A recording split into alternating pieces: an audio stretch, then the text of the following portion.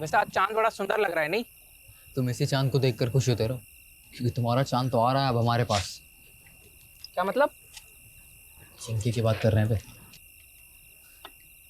सच कह रहे हैं, भूल जाओ चिंकी को, क्योंकि अब वो हमारी गर्लफ्रेंड हो गई है। ऐसे कैसे? कल शाम तक तो हमारे साथ थी। हाँ, पर कल रात को हमको गाल पर पप्पी देकर गई, इसलिए अब वो हमारी है। ये कहाँ हुआ? हमारे सपने में हुआ बे, और कहाँ होगा। देखा, डरा दिया ना तुमको। हाँ रे, सच में। तो क्या सोचो? क्या सोचेंगे? कुछ भी नहीं। चलो तुमको एक मजेदार कहानी सुनाता है। एक आदमी था, भोला भाला, घर परिवार वाला। एक रात को ऐसा हुआ कि वो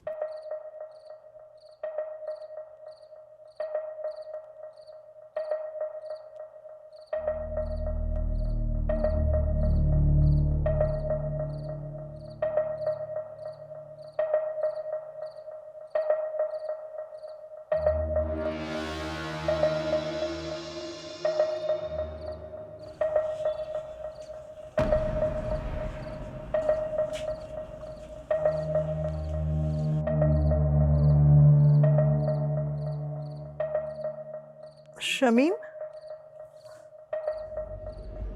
ये इतनी रात को कहाँ जा रहे हैं? तुम सो जाओ ज़ेबा, जल्दी ही आ जाऊंगा। और इस थैले में क्या है?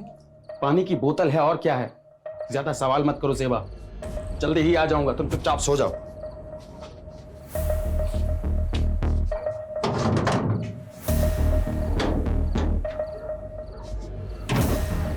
फिर उस आदमी को पता नहीं क्या सूझी कि वो अपनी औकात भूल गया।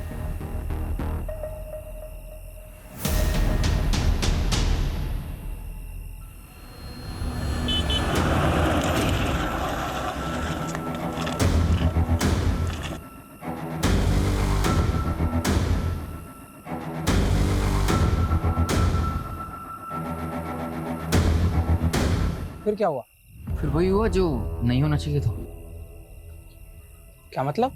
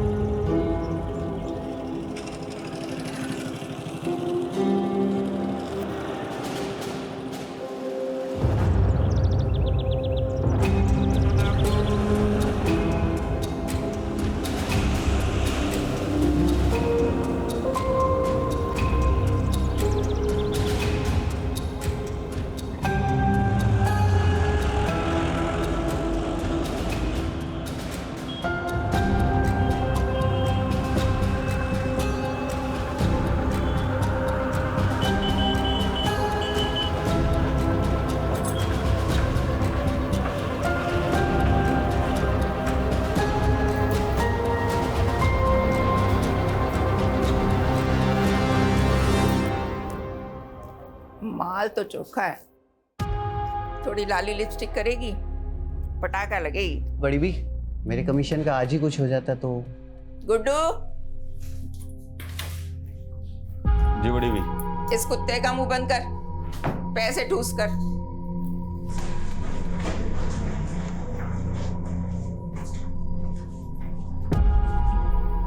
आज से ही काम शुरू करना है, तब तक यहीं रहना होगा, समझी? मुंह में जबान नहीं है क्या? भूख लगी है? खाना नहीं खाएगी तो रात भर कैसे टिकेगी? मैं खाना भिजवाती हूँ तुम्हारे लिए।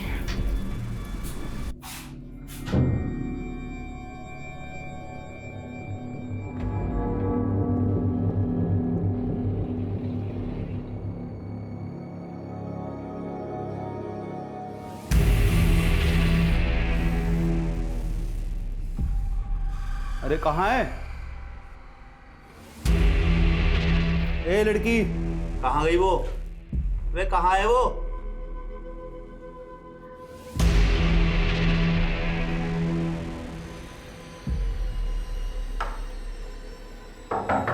लड़की, ए लड़की।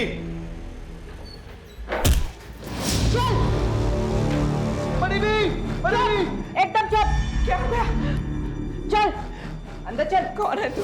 अब तेरा बड़े घर जाने का टाइम आ गया। यादव, शीला तो सेफ है, जल्दी से आ जाओ। अरे मैडम जी, हम तो सोशल वर्कर हैं, गरीब बच्चियों को काम दिलाते हैं। आपको कोई गलतफहमी हुई है। तेरा पूरा काला चिट्ठा है हमारे पास। इन दोनों को लेके जाओ और तब तक तोड़ो जब तक लाठी और हड्डी में से एक टूट ना जाए। चलो लेके जाओ। चल चल निकल चल चल थाने।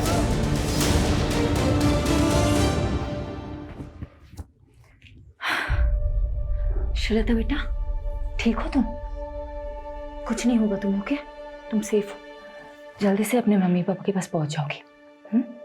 डोमेस्टिक हेल्प सर्विस एजेंसी के नाम पर झारखंड, बिहार और नॉर्थ ईस्ट की लड़कियों को लाया जाता था और उन्हें डराकर, नशे की आदत डालकर प्रोस्टिट्यूशन में ढकेला जाता था। कौआ से वे अंडे, कोयला के लेवे। तू जलेबी ना तल चौधरी, सीधा बोल। बोलना क्या है सर जी, आप खुद ही समझदार हो। देखिए, मैंने अकेले ने कुछ भी नहीं किया है, ये एक टीम वर्क था। इस ऑपरेशन की सक्सेस के पीछे सबसे बड़ा हाथ सब इंस्पेक्टर अजय यादव का है। उनकी सूझबूझ और उनके खबरी नेटवर्क के सपोर्ट से ही हम इस गिरोह को पकड़ पाए हैं। Sub inspector Ajay Yadav, media को ब्रीफ दीजिए इस ऑपरेशन की। सर, ये ऑपरेशन की शुरुआत कब हुई? जी, वो 7 महीने पहले कोची पुलिस के पास एक औरत ने मिसिंग रिपोर्ट लिखाई थी, अपनी बेटी श्रीलता की। उनका कहना था कि नौकरी का लालच देकर कोई उनको अपने साथ दिल्ली ले आया था। कितने समय से एक्टिव था उनका गिरोह? लगभग 1 साल से। और यहाँ से हमने 18 लड़कियों को रेस्क्यू किया, जिनको सेम मोडस ऑपरेंडी से ट्रैप किया गया था। हमने अभी तक एक ही गिरोह को पकड़ा है। जो भी इस रैकेट के साथ जुड़े हुए हैं, अब उन सबकी बारी है। ज़ेबा, फिक्र मत कर, समीम भाई जल्द लौटेंगे। राना खाला, जरा 1 मिनट। हाँ, क्या हुआ रकीब? क्या बोलूं खाला, अब्बू के जाने से अम्मी का हाल बुरा, ऊपर से पैसों की किल्लत, 2 वक्त का खाना और दूध के भी पैसे नहीं। क्या करूं, किससे मदद मांगूं, कुछ समझ में नहीं आ रहा है। ये ले 1000 रुपये रख, और जरूरत पड़े तो मांग लेना। शुक्रिया खाला।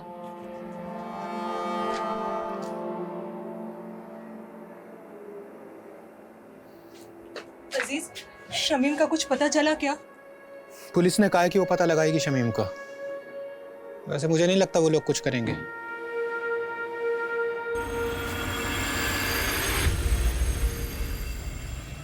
पाव चम्मच हल्दी, 1 कप गाढ़ा दही।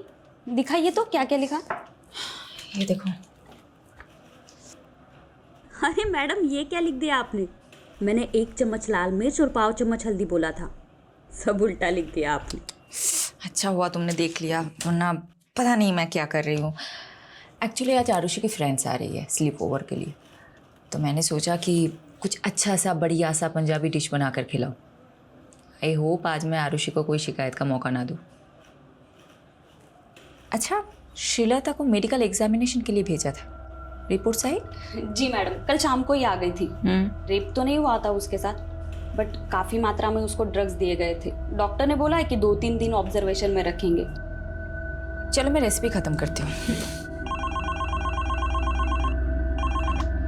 हेलो,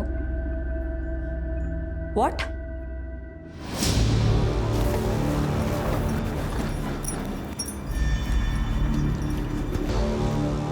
जय हिंद मैम।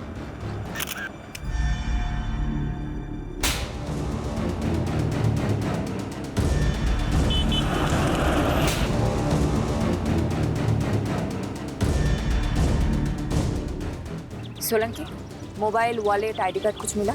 नहीं मैडम जी।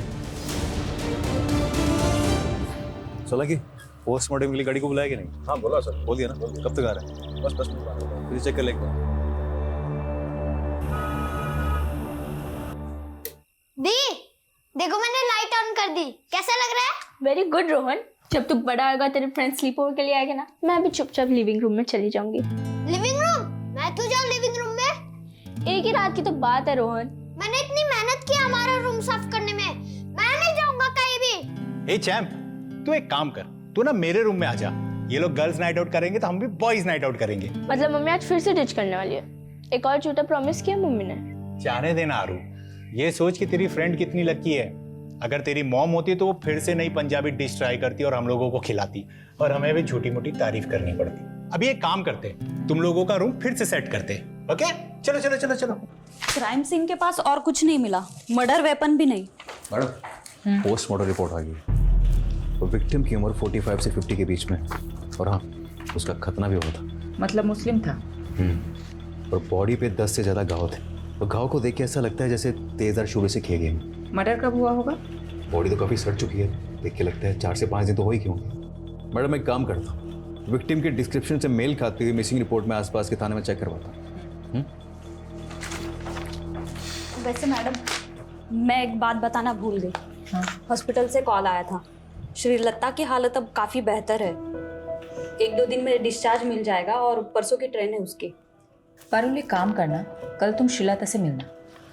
और ये लो, इस पैसों से उसे एक मोबाइल खरीद देना। और परसों तुम खुद जाना उसे स्टेशन छोड़ने। ओके? शेल्टर होम की केयरटेकर जाने वाली मैडम। फिर भी जाना है तुम्हें। यादव सर ना सही कहते हैं, आप हर केस को काफी पर्सनली क्यों ले लेते हो? जब तुम खुद माँ बनोगी तब समझ जाओगे। मैडम, किस्मत साथ दे रही है हमारा इस केस में। ओके, विक्टिम की डिस्क्रिप्शन से मेल खाती हुई मिसिंग रिपोर्ट हमें मिल गई। डिटेल्स बताना। डिटेल्स मैम, 6 दिन पहले नॉर्थ दिल्ली के निर्मल नगर थाने में शमीम खान नाम के एक आदमी की मिसिंग रिपोर्ट लिखाई गई थी। उम्र 45 साल, बीवी और बच्चे के साथ रहता था। बीवी और बच्चे का नाम क्या है? बीवी का नाम ज़ेबा है और बच्चे का नाम रकीब।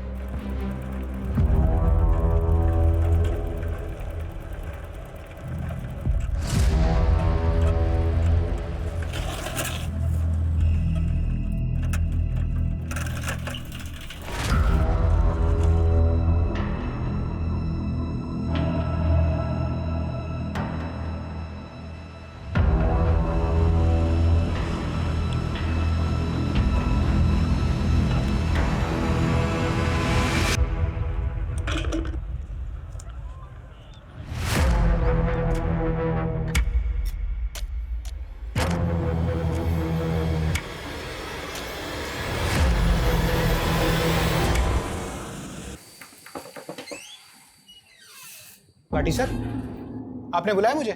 इधर आ, ये देख जरा। क्या हुआ सर? धोखा है मेरे साथ, धोखा। नहीं सर, मैं तो रोज 9 घंटे की पाली खत्म करके ही निकलता हूँ। तो झूठ बोलता है। नहीं सर। ऊपर से काम चोरी करता है। अब ध्यान रख ले, अगले 1 महीने तक तूने ओवर टाइम करके मेरा हिसाब पूरा करना है। अगर कुछ गड़बड़ हुई तो याद रख, तेरा वही हाल होगा जो शमीम का हुआ था। समझा?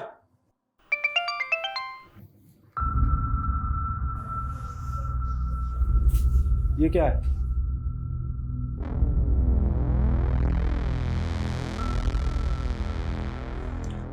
पहले शमीम कहीं चले गए और अब रकीब का भी पता नहीं। कुछ पता चला रकीब का? नहीं, लेकिन मैंने रकीब के कुछ दोस्तों से बात की। रकीब ने किसी को 1000 रुपए दे के बंदूक खरीदी है। रकीब बंदूक क्यों खरीदेगा? रकीब! रकीब!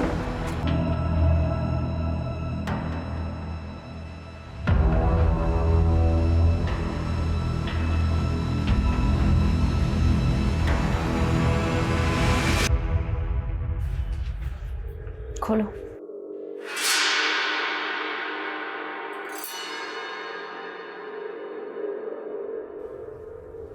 नहीं, ये मेरे शौहर नहीं है।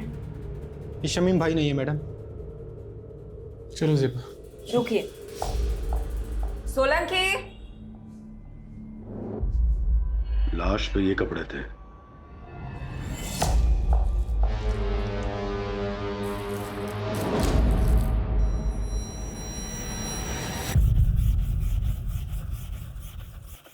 अरे अब्बू, शर्ट को इतना भी मत घिसो कि चीख पड़े। शर्ट चीखेगी नहीं बेटा, चमक उठेगी। ये देख, तेरे बाप के हाथों का कमाल। एक शर्ट पूरे 5 साल चलाता हूँ, समझा? और मेरे इसी बचत के पैसों से तू हर 5 महीने में नई शर्ट खरीद पाता है।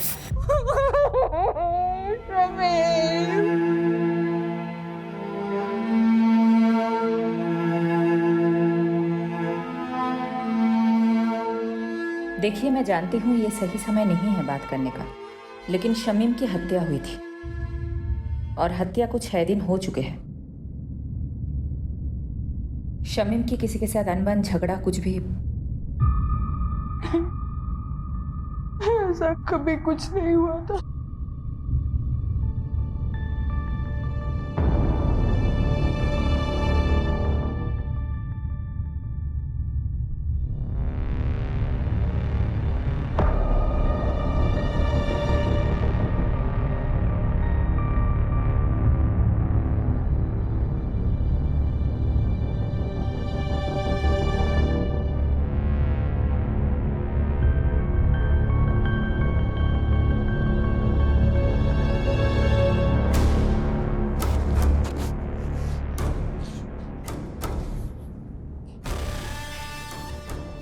साहब वो बड़े साहब से मिलना था।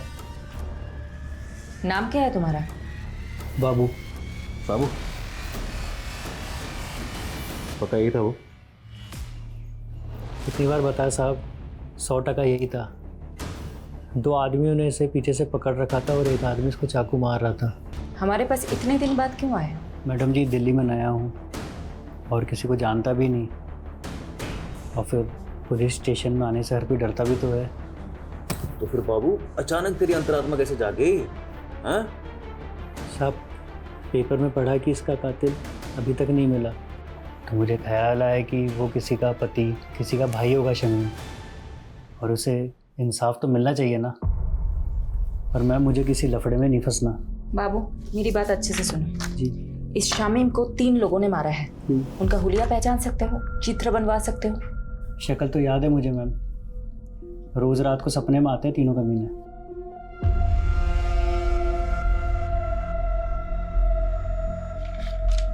हाँ साहब, वो बहू यही तीनों थे। दीजिए यादव, सभी पुलिस स्टेशन में तीनों के स्केचेस भेज। एक भी मिल गया तो बाकी 2 अपने आप हाथ लग जाएंगे। मैं ये स्केचेस शमीम की फैमिली को दिखाती हूँ।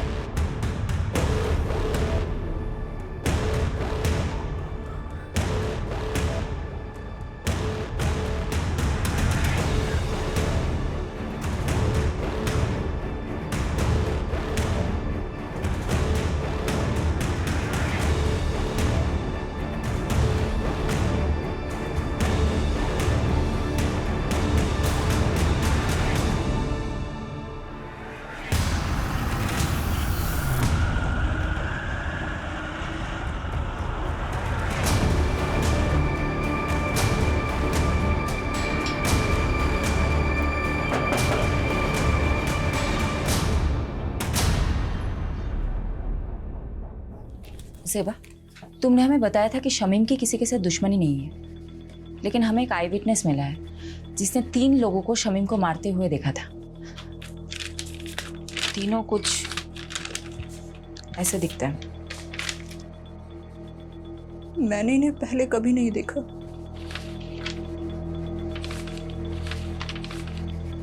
जिस रात शमीम गए थे तभी मुझे अजीब लग रहा था। मैंने उनसे पूछा भी था, ये इतनी रात को कहाँ जा रहे हैं? ज्यादा सवाल मत करो सेबा, जल्दी ही आ जाऊंगा, तुम चुपचाप सो जाओ।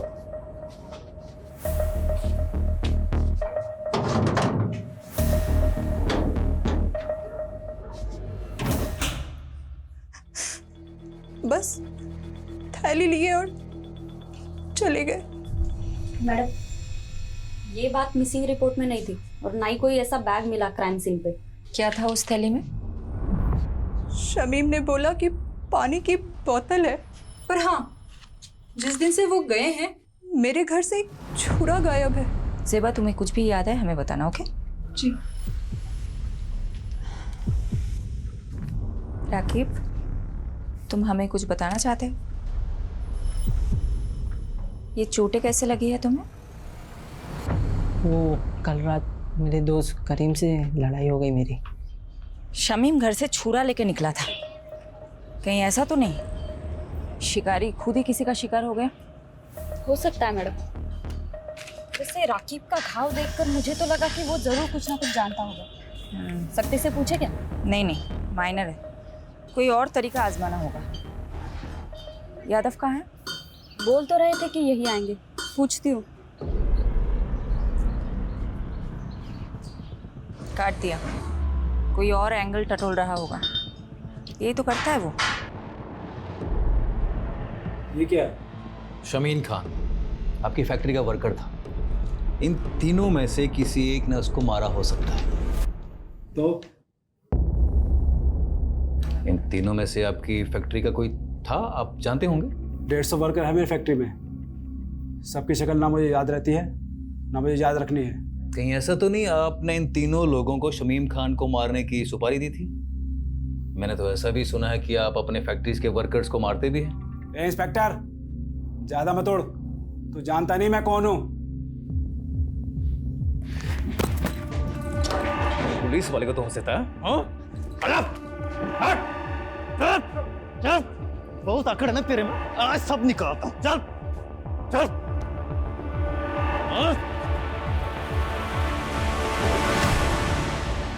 अगली बार घसीटता हुआ सीधा थाने ले जाऊंगा। दोबारा पुलिस के सामने इज्जत से पेश आना। चल।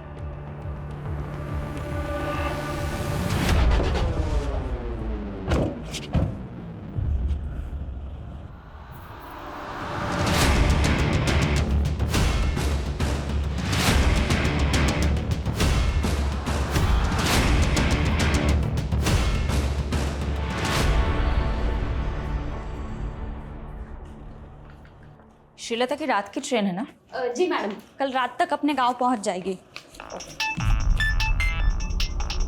यादव सर का फोन है। स्पीकर पे रखना। हेलो सर, कहाँ हो आप? शमीम जिस फैक्ट्री में काम करता था वहीं गया था पूछताछ करने के लिए। पर पारुल एक काम करना, अभी मैडम को मैं बताना। यादव फोन स्पीकर पे है। सॉरी मैडम, वो मैं पूरी इन्वेस्टिगेशन होने के बाद आपको बताना चाहता था। क्या बोलूं तुमको? Okay.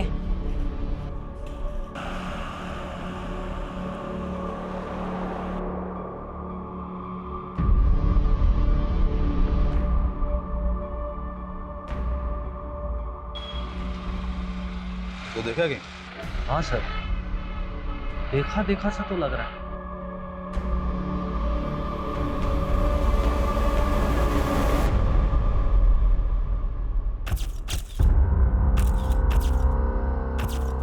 Meenakshi, I'm gonna miss you. उम्र 55 की लेकिन दिल बचपन का है तुम्हारा। 2 दिन के लिए तो जा रहे हो, महीनों के लिए नहीं। हाँ, लेकिन शादी के इतने सालों में भी 2 दिन भी मैं तुमसे दूर कहाँ रहा हूँ कभी। डॉक्टर हर्षवर्धन, मैं तो रेडी थी सूरत जाने के लिए, तुम ही ने तो मना किया ना। अब 2 दिन के लिए तुम मेडिकल कॉन्फ्रेंस में जाके क्या करती? नेक्स्ट मंथ मॉरिशस में एक मेडिकल सेमिनार है, उसमें चलेंगे ना साथ? ठीक है, चल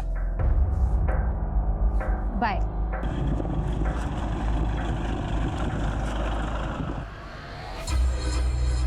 दीपक जरा अपना फोन देना। यो सर। हाँ, मैं बोल रहा हूँ, दीपक के फोन से बात कर रहा हूँ। दरअसल मीनाक्षी ने मेरे फोन में कोई स्पाई सॉफ्टवेयर इंस्टॉल कर दिया है। मैं दीपक को भेजता हूँ तुम्हें पिक करने के लिए। Love you, bye. सर इसके बारे में मालूम चलते फ़ोन मारता हूँ मैं आपको। पता कर। अच्छा वो रकीब का बायोडाटा निकाला क्या? हाँ सर, पता किया ना सर। राकीब क्या छोटी सी उम्र में गलत लफड़ों में फंसा। भीमलाल नाम का एक बैटिंग माफिया है, उसके साथ जोड़ा। भीमलाल कहीं वही तो नहीं जो बेल से छूटने के बाद लॉटरी के धंधे में घुस गया? वही वाला सर।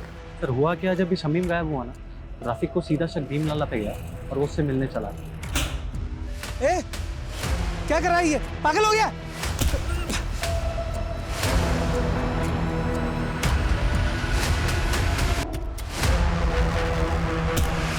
सर मारने गया था, मार खा के आ गया।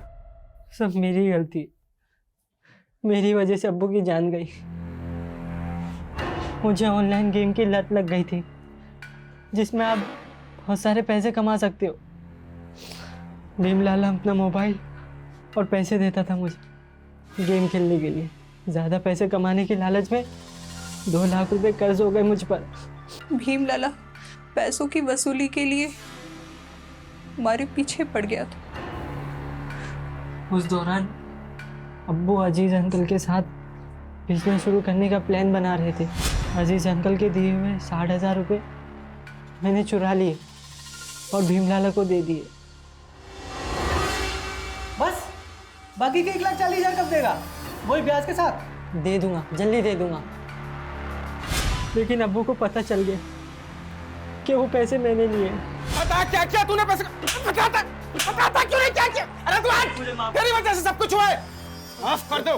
क्या जवाब दूं अजीज भाई को? बोल। मुझे माफ कर दो अब्बू, मारो मुझे, मारो, मैं बहुत बुरा हूं अब्बू, मुझे मारो। क्या कर रहा है?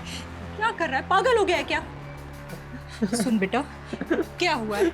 हाँ, हमें बता क्या हुआ है? हम कोई तरकीब निकालेंगे। बोल बेटा। लाला जी, मैं धीरे धीरे आपका सारा कर्ज चुका दूंगा।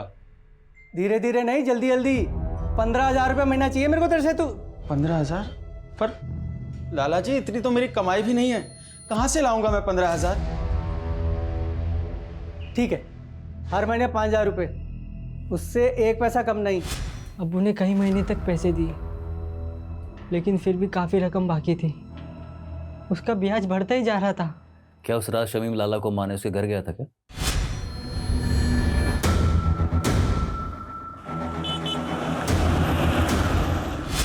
ताकि उसका कर्ज ना चुकाना पड़े? लगता तो ऐसे ही है मुझे, इसलिए मैं लाला से अब्बू की मौत का बदला लेना चाहता था। यादव, यादव, बस करो। कितना मारोगे? मर जाएगा ये। देखो लाला, ये बहुत जिद्दी है, इसलिए तुम्हारे लिए यही अच्छा होगा कि तुम सब सच बता दो, नहीं तो ये तुम्हें मारता ही रहेगा। मैंने नहीं मारा शमीम को, आप खुद ही सोचो।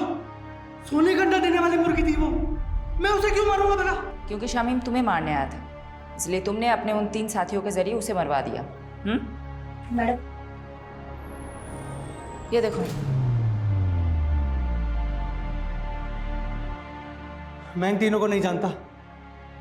लगता है जैसे इसे मारने का शौक है, तुम्हें मार खाने का शौक है। ठीक है, करते रहो अपने अपने शौक पूरे। चलो चालू हो जाओ।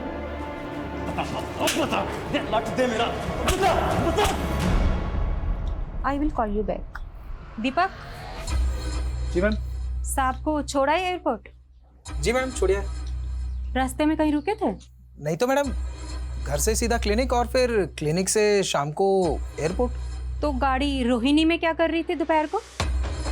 कार का जीपीएस मेरे फोन से कनेक्टेड है, झूठ मत बोलना। क्या साहब की माशूका रोहिणी में रहती है? ये सब आप मुझसे मत पूछिए, मैं आपको इस बारे में कुछ नहीं बता सकता, प्लीज। दीपक, दीपक।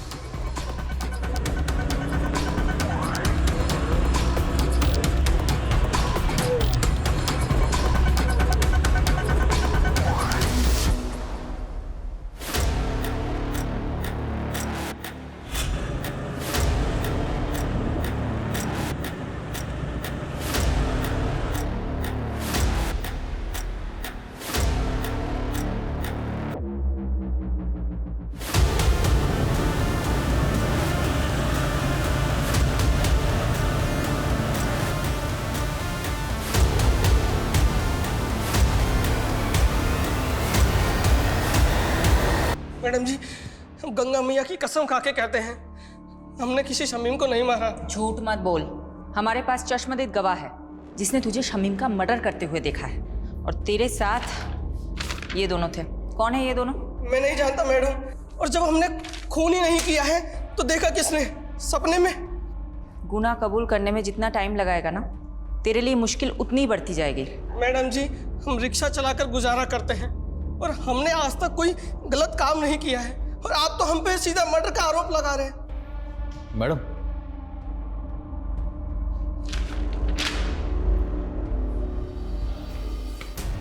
बोलो। हाँ, जीतू के बारे में पता किया मैंने, उसकी मौले से। काफ़ी शरीफ आदमी है, कोई क्रिमिनल रिकॉर्ड भी नहीं है इसे। हो सकता है ये मर्डर से डेब्यू किया हो, इसे थोड़ी अपनी वाली ट्रीटमेंट दो, शायद सच उगल दे। तो मैं पारुल को बोलती हूँ शहर के सारे पुलिस स्टेशन में पता करे जीतू का कोई क्रिमिनल रिकॉर्ड है या नहीं।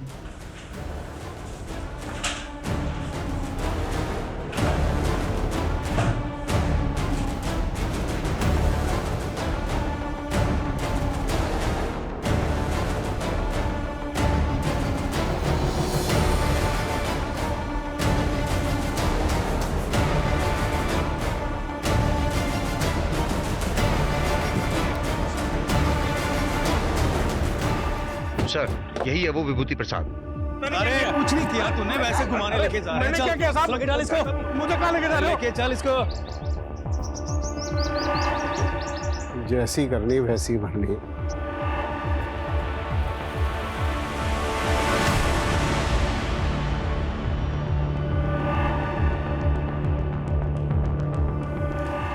मैम यही है वो आदमी जिसने उसको चाकू मारा था। और मैम इस वाले आदमी ने उसको पीछे से पकड़ा हुआ था। मैम वो तीसरा आदमी मिला क्या? वो भी मिल जाएगा। मैम मेरा कहीं नाम तो नहीं आएगा ना? फिक्र मत करो, तुम जा सकते हो बाबू। जी मैम। मैडम, विभूति प्रसाद एक नंबर का बदमाश आदमी है। कुछ महीनों पहले ये थाने में अपनी मिसिंग बाइक की कंप्लेंट करने आया था। सब रुकिए साहब, यही करो शुरू। सर ये झूठ बोल रहे हैं, हमने कोई बाइक चोरी नहीं की, बल्कि यही हमें परेशान करता रहता है। साहब ये एक नंबर का झूठा है साहब। क्या सबूत है तुम्हारे पास? सबूत है हमारे पास, ये देखिए। ये आप ही का बेटा है ना? हाँ सर। बुलाइए इसे। साहब ये झूठ बोल रहे हैं, इनकी बाइक रास्ते में खड़ी थी, वो तो मैंने बस साइड कर दी। बाइक तो चोरी हुई है ना, और आखिरी बार बाइक के साथ आपके लड़के को देखा गया था, इसलिए पूछताछ के लिए इसे हमें थाने ले जाना पड़ेगा। चलो। मैडम वो बाइक तो बाद में मिल गई, लेकिन कुछ दिनों बाद विभूति फिर से आया। आप मार डालो, देखिए ना, पता नहीं कौन से जन्म का बदला ले रहे हैं बाप बेटा मुझसे। ये क्या नाटक है विभूति? नाटक नहीं, अटैक हुआ मेरे पे, अटैक इसके बेटे ने किया साहब। सर ये झूठ बोल रहा है, पहले भी इसने मेरे बेटे को फंसाया, अब दोबारा फंसा रहा है मेरे बेटे को। देखिए अनिल जी, डॉक्टर ने इन्हें एग्जामिन किया है और इसीलिए हम लोग यहाँ पर आए हैं। हमें आपके बेटे से कुछ पूछताछ करनी है, बुलाइए उसे। सर वो घर पे नहीं है। आप अपना तलाशी लीजिए अंदर। वो घर पे नहीं है, मेरा यकीन कीजिए। ठीक है, वो जैसे ही घर पर आए भेजो उसे हमारे पास। जी। इन्वेस्टिगेशन से पता चला कि अनिल और उसका बेटा वाकई शरीफ आदमी है, लेकिन ये विभूति एक नंबर का सरफिरा है। ये विभूति उन लोगों को क्यों परेशान कर रहा था? दरअसल मैडम ये अनिल और उसके बेटे की जमीन हथियाना चाहता था, वो भी सस्ते दामों में, और अनिल उसे बेचना नहीं चाहता था। बस तभी उसने ये ड्रामा खेला। कौन था तेरा तीसरा साथी? कौन तीसरा साथी? क्या कह रहे हो आप? देख विभूति, सीधी तरह बता दे, शमीम के खून में तेरे और जीतू के अलावा वो तीसरा बंदा कौन था? वरना बहुत पीटेगा तू। हाथ मत लगाना मुझे, वरना पूरे डिपार्टमेंट को कोर्ट में घसीटूंगा मैं। तू यहाँ से जाएगा तब ना। तुझे क्या लगता है छोटा केस फाइल करना सिर्फ तुझे ही आता है? हम भी कर सकते हैं। मैडम फोन है आपके लिए। हेलो शिफाली दी, मैं श्रीलता। श्रीलता, कैसी हो तुम? मैं ठीक हूँ, थैंक यू दीदी। ये लीजिए, अम्मा से बात कीजिए।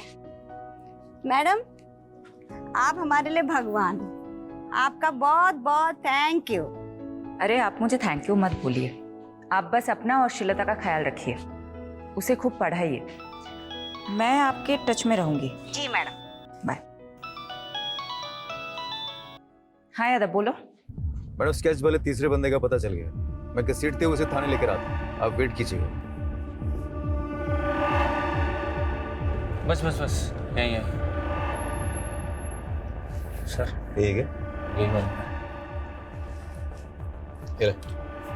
सर, एक बार आप बंदे को देख लीजिए, फिर दे दीजिए। क्यों, क्या हुआ?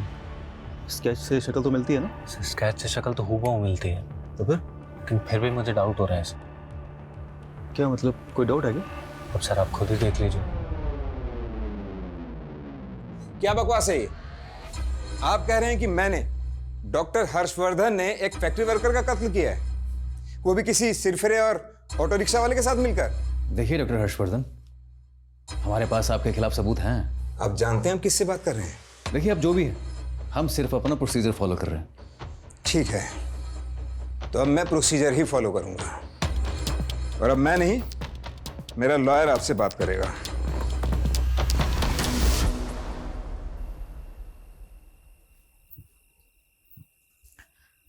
ये लो।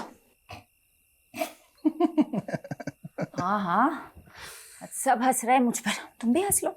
सॉरी शिफाली, लेकिन ये तुम्हारा यादव है ना, जोश में होश को बैठता है। गलती सबसे होती है, इट्स ओके। ये गलती नहीं, ब्लंडर था। सीमोन किसी आई विटनेस ने बोल दिया और तुम लोग शहर के नामी डॉक्टर हर्षवर्धन को अरेस्ट करने के लिए निकल पड़े। क्या फायदा हुआ? 5 मिनट में उसका वकील उसकी बेल करा के चला गया। तुम वकील लोग ना कभी पुलिस की प्रॉब्लम नहीं समझोगे। तुम लोगों को मजा आता है कानून के लूप होल्स को निकाल के मुजरिम को बचाने में। तो अब तुमने ये डिसाइड कर लिया कि डॉक्टर हर्षवर्धन मुजरिम है? नहीं, मैं एक जेनरिक बात कर रही थी। देखो, डॉक्टर हर्षवर्धन को हमने पूछताछ के लिए बुलाया, उसका एक बेस था, एक आई विटनेस है जिसने सस्पेक्ट का स्केच बनवाया है। वो हुलिया बिल्कुल मैच करता है डॉक्टर हर्षवर्धन से।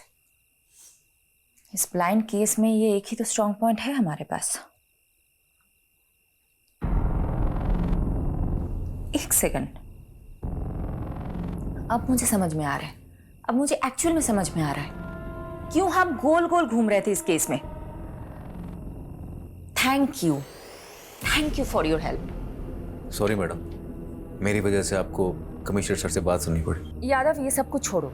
पारुल, मुझे इतना बताओ, विभूति प्रसाद, ऑटो ड्राइवर जीतू और डॉक्टर हर्षवर्धन, इन तीनों के कॉल रिकॉर्ड्स चेक किए? जी मैडम, शक करने वाली कोई बात नहीं मिली। इन तीनों के बीच में कोई कम्युनिकेशन? पिछले 1 साल के कॉल रिकॉर्ड्स में तो इन लोगों की आपस में कोई बात नहीं, और ना ही इन तीनों में से किसी का फोन लोकेशन क्राइम सीन के पास मिला। नाउ थिंक, तीनों अलग अलग एरिया के लोग हैं।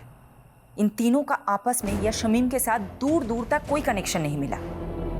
इन तीनों को शमीम से जोड़ने वाला एक ही इंसान है, बाबू। और एक खास बात, ये आई विटनेस बाबू खुद चलकर हमारे पास आया था, राइट?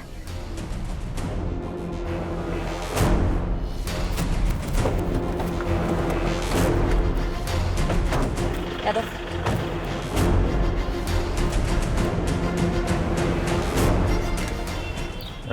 आसपास पता करो बाबू कहाँ है।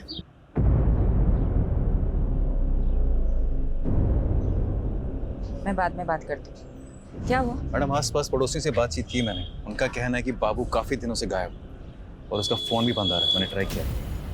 मैडम जी, आप यकीन नहीं करोगे इस घर का मकान मालिक कौन है। मैडम, बाबू मेरे दूसरे वाले घर पर भाड़े पे रहता था।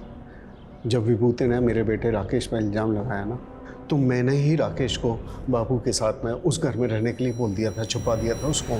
वो घर पे नहीं है, मेरा यकीन कीजिए। ठीक है, वो जैसे ही घर पर आए भेजो उसे हमारे पास।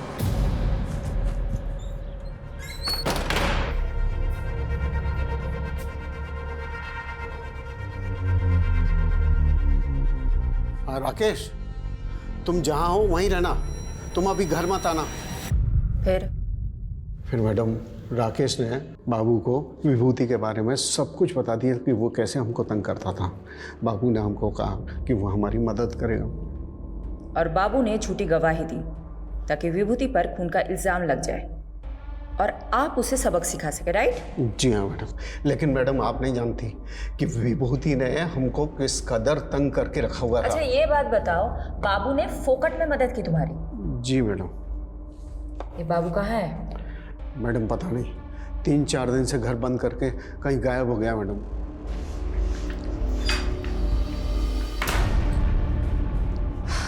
मैडम, बाबू के खिलाफ लुकआउट नोटिस जारी कर दिया है। एक बात मेरी समझ में नहीं आ रही, ये बाबू अनिल की मदद करने के लिए मर्डर केस में झूठा बयान देने जितना बड़ा रिस्क क्यों लेगा? मैडम, हो सकता है बाबू शमीम के मर्डर में इन्वॉल्व हो और खुद गवाही देकर अपने शक की पॉसिबिलिटी खत्म करना चाहता हो। पॉसिबिलिटी है। तो बाबू और शमीम का क्या कनेक्शन है? ढूंढते हैं, कुछ तो निकलेगा।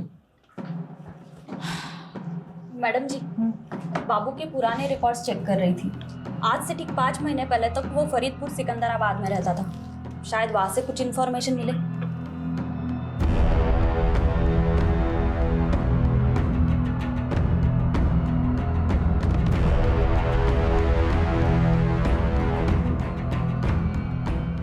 मैडम बाबू और बिलाल इसी गांव का रहने वाला था। 16 साल की उम्र में उसने अपने दोस्त की हत्या की थी। तब से वो गांव छोड़ के फरार हो गया। सबूत ना होने की वजह से आरोप कभी साबित ही नहीं हो पाया और आज तक ये नहीं पता चल पाया कि बाबू ने अपने दोस्त को मारा क्यों। लेकिन यादव, बाबू के पास्ट के साथ शमीम का क्या कनेक्शन है? शमीम से कोई कनेक्शन नहीं है मैडम, लेकिन रेहाना से। अजीज की बीवी रेहाना बाबू की कजन थी।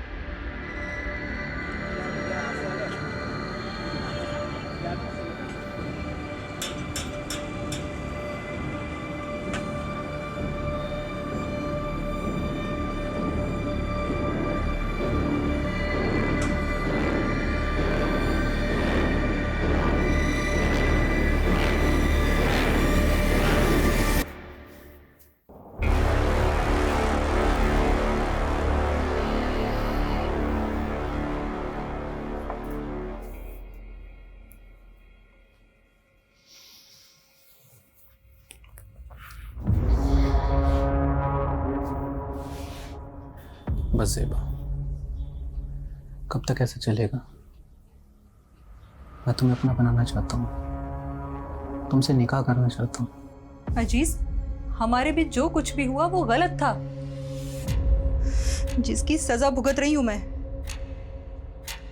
शमीम की रूह को मैं और तकलीफ नहीं देना चाहती। ऐसा मत करो ज़ेबा, मैंने सब कुछ तुम्हारे लिए किया है।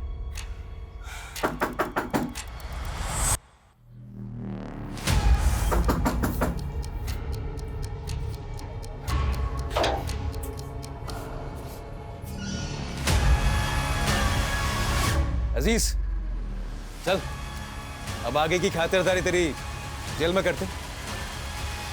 मैं हमेशा से ज़ेबा को पसंद करता था। जब भीम लाला ने शमीम से पैसे हटने शुरू किए तो शमीम काफ़ी चिड़चिड़ा रहने लगा था। वो बात बात पर गुस्सा करता था। मुझे उसकी फिक्र होने लगी तो मैंने एक रोज़ ज़ेबा से बात करने का सोचा। अजीज, मेरी मुश्किलें तो ख़त्म होने का नाम ही नहीं ले रही हैं। रकीब की नादानी ने सब बर्बाद कर दिया। शमीम दिन रात काम करते हैं। मुझे कहीं ना कहीं अंदाजा था कि ये मसला पैसों का है।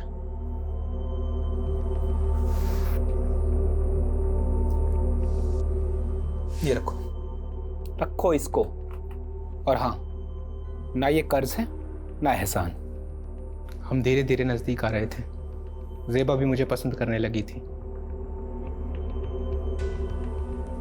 लेकिन एक दिन शमीम को सब पता चल गया। ज़ेबा, ज़ेबा, दरवाजा खोल, दरवाजा खोल ज़ेबा। अजीज, शमीम, मुझे माफ कर दीजिए, मैं आपके हाथ जोड़ती हूँ। गलती हो गई शमीम, माफ कर दीजिए, हमसे बहुत बड़ी गलती हो गई, माफ कर दीजिए शमीम। उस दिन के बाद से सब खत्म हो गया था। ज़ेबा ने मुझसे मिलना छोड़ दिया था,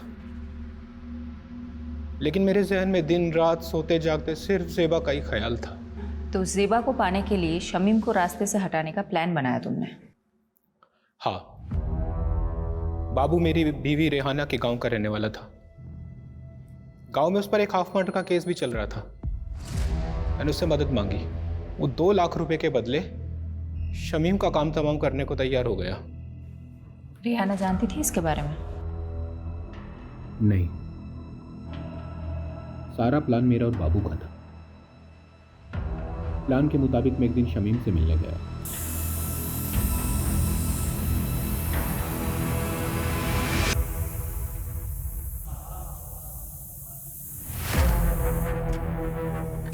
शमीम भाई, मैं अपनी गलती पे बहुत शर्मिंदा हूँ, इसीलिए मैंने शहर छोड़कर हमेशा के लिए मुंबई जाने का फैसला किया है। इसके बाद मैं अपनी शक्ल आपको कभी नहीं दिखाऊंगा, बस जाने से पहले दिल खोल कर आपसे बात करना चाहता था। क्या आप मुझसे मिलने आएंगे एक बार? जरूर आऊंगा जी। मेरी तरह शमीम के मन में भी साजिश पनप रही थी। उसने जो देखा था वो भूल नहीं पा रहा था। वो भी मेरी जान का प्यासा था।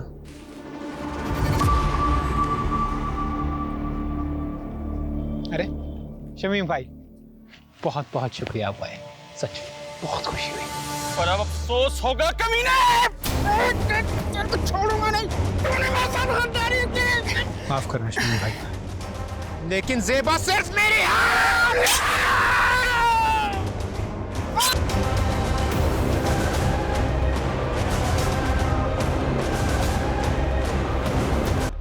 हम जानते थे कि एक न एक दिन आप हम तक जरूर पहुंचोगे, इसीलिए बाबू ने आई विटनेस बनने का प्लान बनाया ताकि आपको भटका सकें।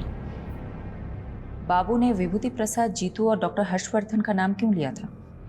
ऐसा कुछ सोचा नहीं था। बाबू के दिमाग में जो हुलिया आया वो बयां करता चला गया।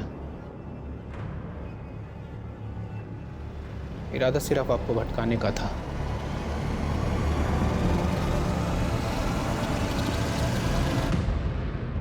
वाह मॉम, खाना बहुत अच्छा बना है। थैंक यू बेटा। यशी बेटा, अब तो कुछ खा ही नहीं रही हो, ऐसे नहीं चलेगा। ये मैंने स्पेशली तुम्हारे लिए बना, खा लो। ये लो, थोड़ा खा लो। मुझे तो लगा था हमारी शायद फ्लॉप होने वाली है, ये तो हिट हो गई।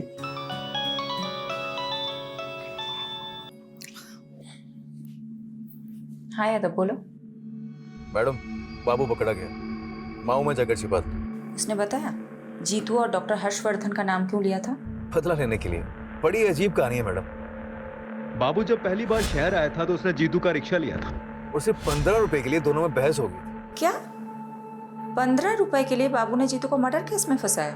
जी मैडम, और डॉक्टर हर्षवर्धन के क्लिनिक में बाबू ने उसकी नर्स को छेड़ दिया था, जिसलिए डॉक्टर हर्षवर्धन ने उसको बहुत जलील किया था सबके सामने, और उसका बदला लेने के लिए उसने डॉक्टर हर्षवर्धन को बलि का बकरा बना दिया इस मर्डर केस में। लोग कितनी छोटी बात गांठ बात लेते हैं।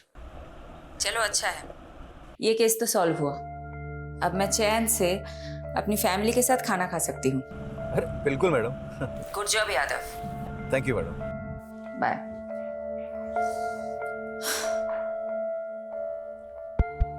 अच्छा सुनो, तुम सब कौन सी मूवी देखोगे, एक्शन या कॉमेडी? Action movie.